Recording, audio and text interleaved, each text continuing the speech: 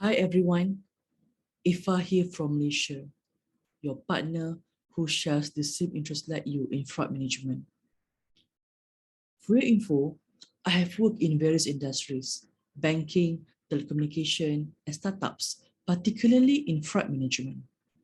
My passion in risk and audit were originally started with my exposures in managing fraud. PEDI, Prevention, Enforcement, Detection, and Investigation have been the main reference in my career in managing fraud.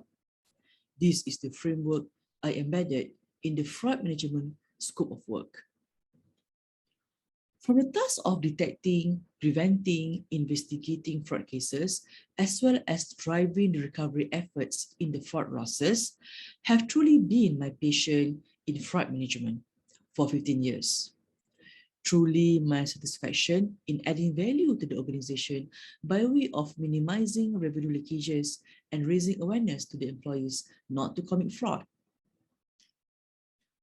Within these 15 minutes, I would like to share the tips on how your organization could explore in a way to optimize the effectiveness of fraud detection and investigation.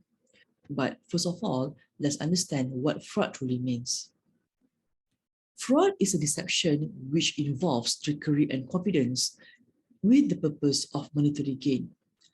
People may ask, Effa, is robbery considered as fraud? My answer is no. Robbery were particularly acted by force in violence. But again, both crimes were usually committed with the same ultimate goal for a personal monetary gain. But please bear in mind, fraud is a crime which has two components, the guilty mind, the mens rea, and the guilty act, the actus reus. You, as the investigator, if you are stuck or unable to crack a fraud case, you should go back to the basic components of fraud, actus reus and mens reus, to establish whether the perpetrator has the guilty mind in planning the act, whether the perpetrator had the guilty act in committing the fraudulent act. In order to support your defense and investigation findings, an admissible evidence shall be able to be obtained during your information gathering. In my own experience, recruiting or hiring junior and senior investigators in your team doesn't really help to optimize the effectiveness in detecting and investigating fraud. We can have a size of football team in a fraud investigation team, but this doesn't help if you fail to do the first step in fraud management, which is to identify and assess what are the frequent cases happening within your organization, which allow the internal and external stakeholders in committing fraud. Do fraud cases which unravel in your organization were something like tip of the iceberg? What I meant by tip of the iceberg is a type of fraud theory or fraud case which appeared as incurring small losses, but upon the completion of the investigation, the fraud loss is truly huge. The activities of fraud, malpractices, manipulation have been concealed for many years or even decades underneath the water than was over the surface. Tip of the iceberg is just one of the theories in fraud. There are more theories of fraud, such as low-hanging fruit, as well as fish rotting from the head. Low-hanging fruit theory of fraud is defined as a type of fraud which is easily to be committed but with a small monetary gain. A fraudster can easily pluck the low-hanging fruit from the tree and consume it. This is a fraud theory which is understandable as easy to commit with a small return in value. While the fish starts rotting, the head fraud theory defines as the leaders who have lack of integrity, hence committing fraud. This unethical practice has somehow influenced the team, the subordinates, or the partners to collaboratively committing fraud. This theory was actually a revised version of rotten apple theory by emphasizing the importance of leaders in upholding the integrity at the workplace. Once you are completed with your assessment of what kind of cases, modus operandi of fraud, who are the people or employees work in the organization, and how effective the implementation of code of conduct in your organization. Then you can start strategizing with the cost you have to invest in establishing the fraud detection program, be it manual, semi-manual, or fully automation. But bear in mind, having a detection program should also be paired with your systematic way in simplifying your end-to-end process. It's not enough by being creative in your fraud detection. As you know, investigation process has many variations. The investigation work can be done for 3 working days, 1 week, 2 weeks, 1 month, or even 6 months, just in case you also need to embark into undercover operations, covert or pretext operations. In my opinion, a deep dive investigation should only be conducted if you receive whistleblower complaints involving the suspects from your internal staff. External, hence collusive fraud.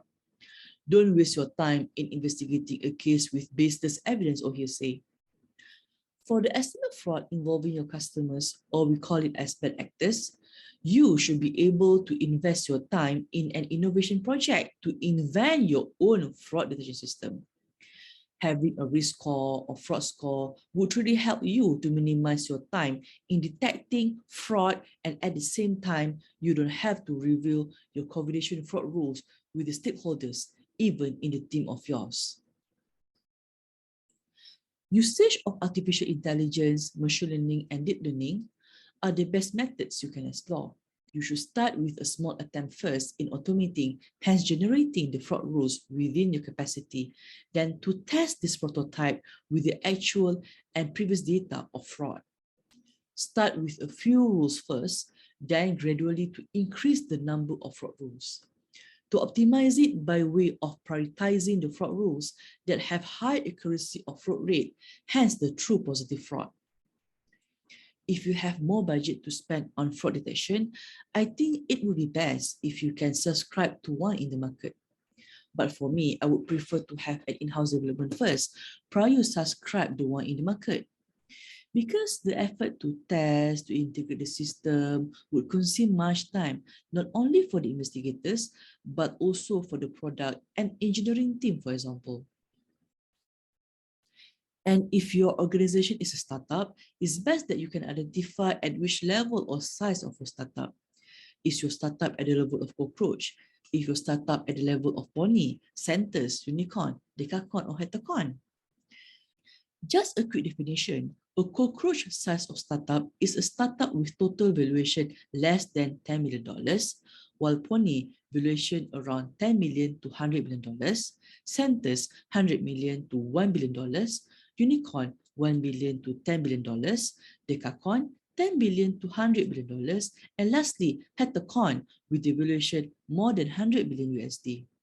From this assessment, then you can come out with how much possibly your organization is able to invest in subscribing or purchasing the fraud detection system in the market. On top of this assessment, you will also have to assess how colorful or firm the tone at the top at your organization. Does your management exercise zero tolerance with regard to fraud?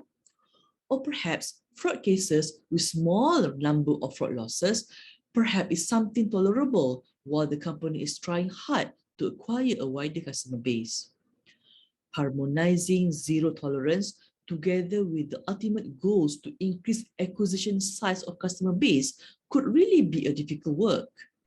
Hence, it would be best if you can invest your time in establishing a penalty program or fraud program for the customers.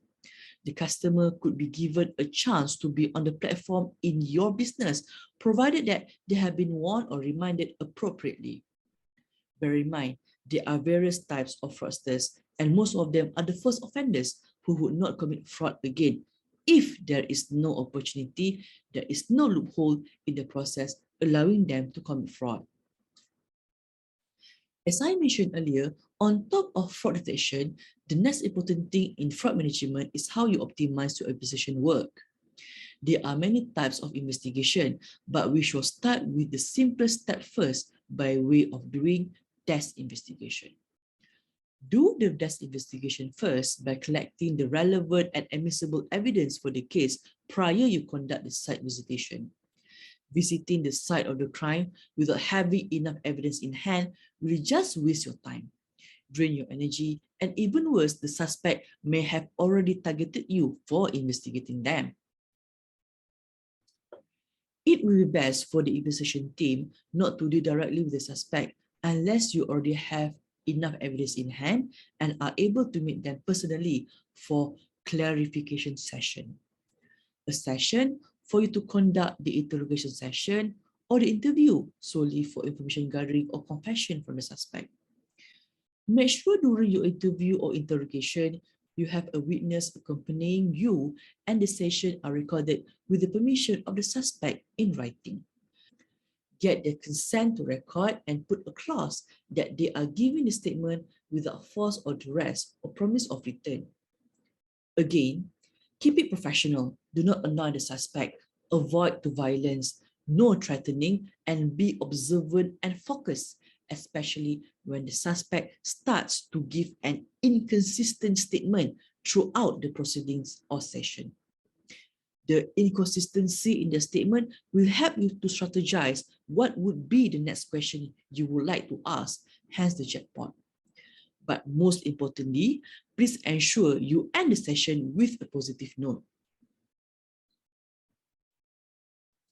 Last but not least, you must ideally have the idea on why and how fraudsters commit fraud.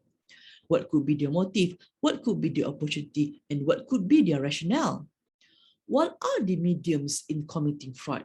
Does it involve checks, credit cards, online banking, mobile phones, SIM card cloning, spamming, phishing, claim of expenses, promo code redemption, voucher, top-up, peer-to-peer transfer, and whatnot? As an investigator, you should be able or should have the ability to smell fraud, not only sense it. Do you have an investigative mind, intellectual curiosity, and excellent patience in cracking the case? Carrying yourself professionally is best if you are an approachable person. You are able to talk or speak to all levels in the organization. You are flexible to adapt yourself in a multicultural, multiracial, with all people in the walks of life. After all, you are the fraudbusters in the organization. You uphold the integrity. Integrity is your number one. Do the right thing right. Take a small step at a time and be vigilant, hence watchful. You are the eyes and the ears. Remember, take big steps to crack a case once you are ready. Okay, that's all from me. Thank you for watching Effa from Malaysia.